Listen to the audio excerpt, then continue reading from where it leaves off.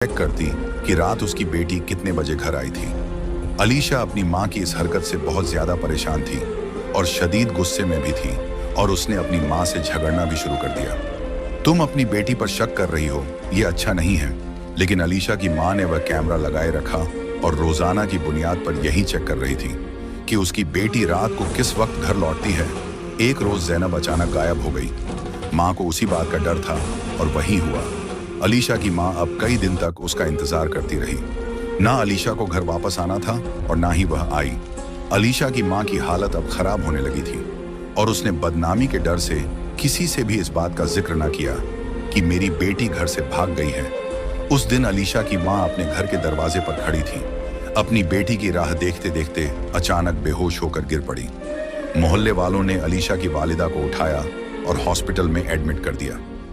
लोगों ने यह भी बात नोटिस की, वालिदा के अस्पताल पहुंचने पर भी वो हॉस्पिटल नहीं पहुंची और ना ही अलीशा अपने घर में मौजूद थी। मोहल्ले वालों ने इस बात को गंभीर मामला जानकर फौरन पुलिस को खबर कर दी। पुलिस जब अलीशा के घर पहुंची तो सारा माजरा उनके सामने बयान किया गया। अलीशा कई दिन से गायब है।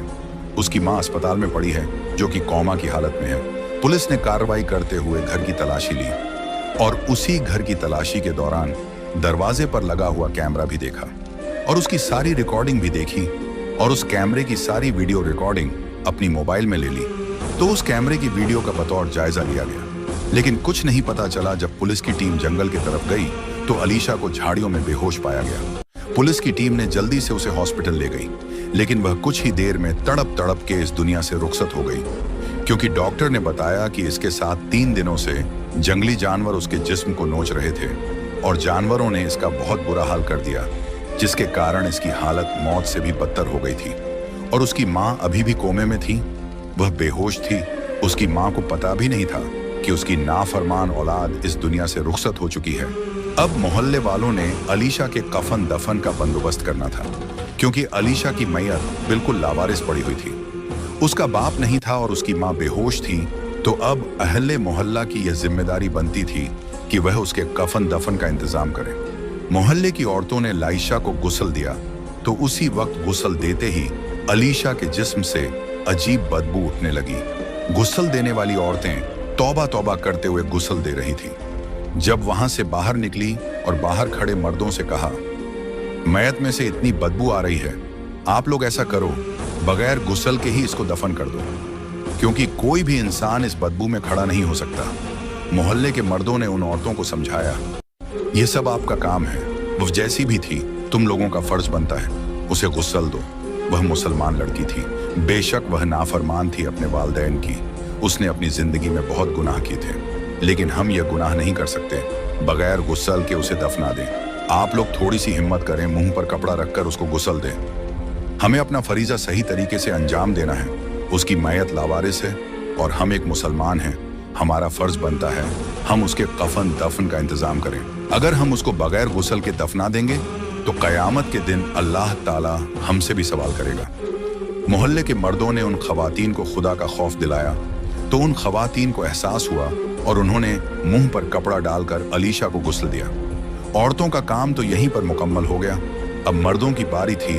उन पर एक अजीब आजमाइश आ गई थी। जैसे ही उन्होंने अलीशा की मैयत को उठाया तो चारपाई इतनी भारी हो गई कि उनसे उठाई ही न जाती थी। सब बहुत परेशान थे।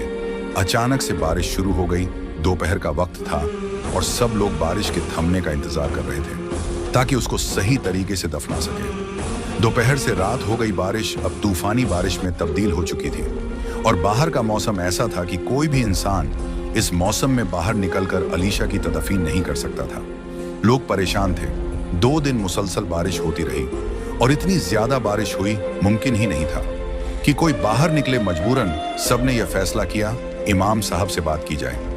अहले मोहल्ला ने इमाम साहब से बात की कि अब क्या किया जाए। 2 दिन से लड़की की मैयत पड़ी हुई है और मैयत में इतनी ज्यादा बदबू हो गई है कि हम इसके करीब भी नहीं जा रहे। आप ही कोई हल निकाले, आपको दीन का ज्यादा पता है। इमाम साहब ने कहा, मौसम तो खराब है और रात का वक्त है, लेकिन हर हाल में आज रात इस बेचारी को दफना दो।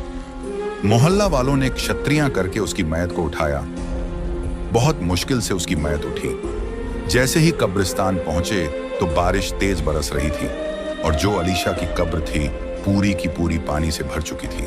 वह लोग परेशान हो गए और दोबारा से गोरख ने दूसरी जगह कब्र खोदने शुरू की, लेकिन वह कब्र भी बारिश की वजह से पानी से भर जाती। वह लोग आधी रात तक इसी कशमकश में रहे। आज किसी भी हाल में ज़ैनब की मैयत को दफनाना है, वरना उसकी मैयत से बीमारियां फैलने का खदशा था। इतने में वहीं पर एक शख्स आया और उसने कहा कि एक बात कहूं, बुरा ना मनाना, लेकिन मैंने एक ख्वाब देखा है कि अलीशा को हम उसके मोबाइल और उसके सॉग सिस्टम के साथ दफना रहे हैं, तभी उसे कब्र में जगह मिल रही है। जब उस शख्स ने अपना यह ख्वाब सबको बताया तो सब परेशान हो गए कि आखिर कैसे अलीशा को इन सब चीज़ों के साथ दफनाया जाए। लेकिन उस शख्स ने कहा कि उसको सिर्फ सच्चे ख्वाब आते हैं, और हकीकत भी यही थी। वह अल्लाह का बहुत ही नेक बंदा था। लोगों ने सोचा कि हम उस अल्लाह के बंदे की बात पर अमल करके देखते हैं, क्या पता उसको ज़मीन में जगह मिल जाए। लोग उसके घर से उसका मोबाइल और उसका सॉन्ग सिस्टम उठाकर लाए और अलीशा की मैयत के ऊपर रख दिया। फिर एक और जगह उसकी कब्र खोदी गई। अब पानी थोड़ा कम हो चुका था, बारिश थम चुकी थी और बड़ी मुश्किल से अलीशा को जगह मिली। अलीशा को कब्र के अंदर रखा गया और कब्र में ही उसका मोबाइल और उसका सॉन्ग सिस्टम भी रखा गया। सबको बहुत अजीब लग रहा था, लेकिन सबको लग रहा था ये उसकी इबरत का वक्त है। जिन चीज़ों से उसने ज़िंदगी में मोहब्बत की और उन चीज़ों की वजह से उसने वालिदैन की नाफरमानी भी की, उनको तकलीफ दी, तो यह चीज़ें वह दुनिया में छोड़कर नहीं जा सकती। उसे उन्हीं चीज़ों के साथ कब्र में दफना दिया जाए ताकि उसको एहसास हो उसने दुनिया में क्या कमाया और क्या नहीं। फिर अचानक ही एक शख्स की चीख बुलंद हुई। उसने कहा, देखो, इस लड़की की जुबान बाहर आ गई है और उसके कानों से कीड़े निकलने लगे हैं। यह मंजर इस कदर खौफनाक था, वहां पर तमाम मौजूद लोग चीखने लगे, चिल्लाने लगे।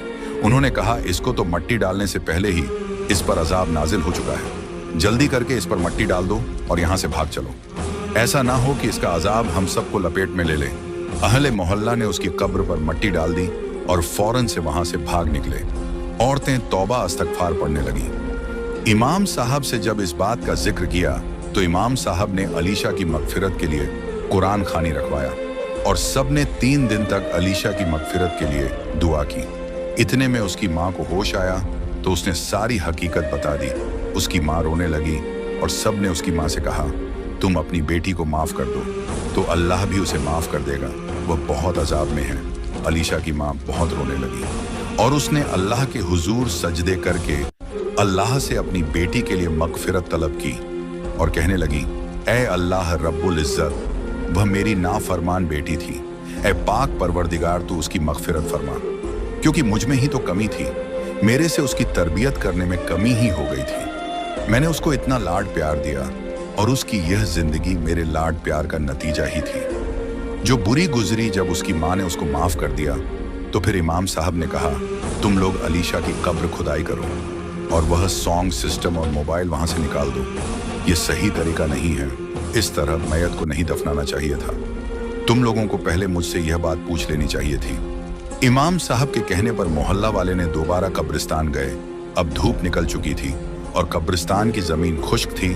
उन्होंने कब्र कुशाई शुरू कर दी और देखा तो कब्र ठीक ठाक थी और उन्होंने कब्र में मौजूद मोबाइल और सॉन्ग सिस्टम बाहर निकाला और अल्लाह के हुजूर तौबा किया।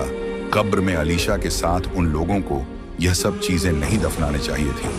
फिर अचानक से एक शख्स की नज़र अलीशा के चेहरे पर पड़ी तो उन्होंने देखा कि उसके चेहरे से अजाब हट चुका है। उसकी जुबान भी सही है, उसका चेहरा रोशन है और लोगों ने महसूस किया उसकी कब्र से अब खुशबू भी आ रही थी। वापस आकर उन्होंने इमाम साहब से यह माजरा बयान किया तो इमाम साहब ने कहा, यह उसकी माँ की दुआ थी जो कबूल हो गई, क्योंकि माँ की दुआ को जन्नत की हवा इसलिए कहा जाता है।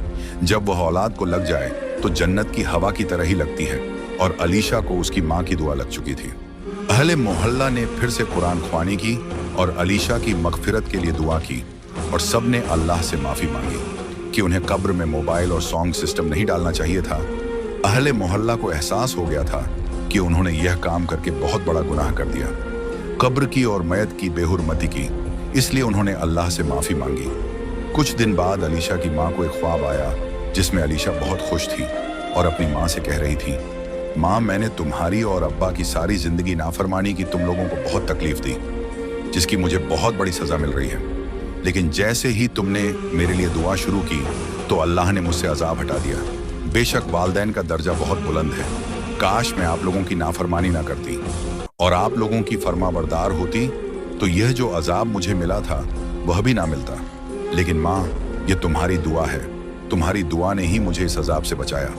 ये ख्वाब सुनकर अहले मोहल्ला खुश हो गए और इमाम साहब ने सबसे कहा, देखो हम लोग सब कितने गुनाहगार हैं, बड़े बड़े गुनाह करते हैं और हमें उसकी सजा भी मिलती है। लेकिन अल्लाह की जात इस कदर मेहरबान है, जब इंसान को उसकी गलती का एहसास हो जाए तो फौरन से अल्लाह रब्बुल इज्जत उस इंसान को माफ फरमा।